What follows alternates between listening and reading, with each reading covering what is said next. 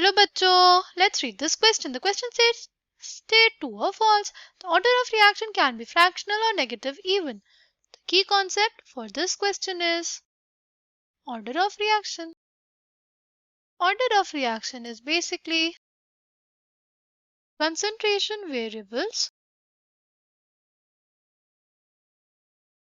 which actually determine the rate of reactions.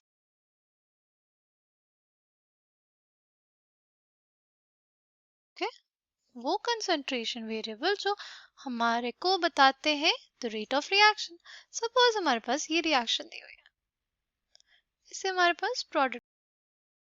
अब अगर हमने इसके लिए रेट लॉ लिखना होगा तो लिखेंगे रेट इज इक्वल्स टू कि ए की पावर अल्फा और बी की पावर बीटा.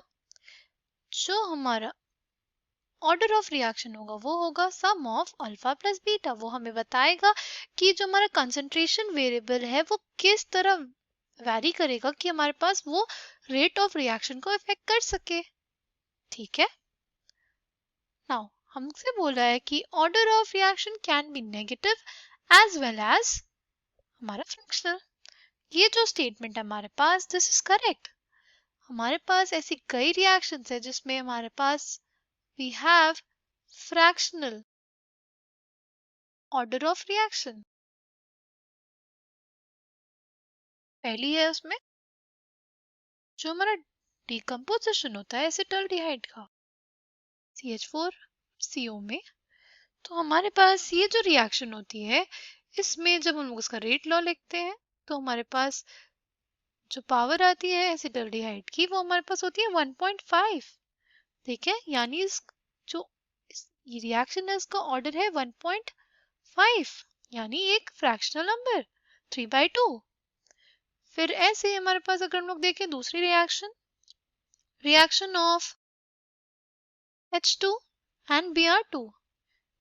इसमें भी हमारे पास जो ऑर्डर होता है रिएक्शन का वो फ्रैक्शनल होता है. के रेट अगर हम लोग लिखें तो हम लोग लिखेंगे K इंटू H2 और Br2 की पावर हाफ. इस रिएक्शन का हमारे पास ऑर्डर क्या हो जाएगा. इसके लिए भी 1 प्लस 1/2 यानी 1.5. फिर हमारे पास ऐसी भी रिएक्शंस होती है जिनका नेगेटिव ऑर्डर ऑफ रिएक्शन होता है. ठीक है. ऐसी कौन सी रिएक्शंस होती है. ऐसी होती है हमारे पास ओजोन का डिकम्पोजिशन जब होता है हमारे पास तो उसमें उस रिएक्शन का जो हमारे पास रेट लॉ होता है वो होता है K O3 की पावर 2 O2 की पावर -1.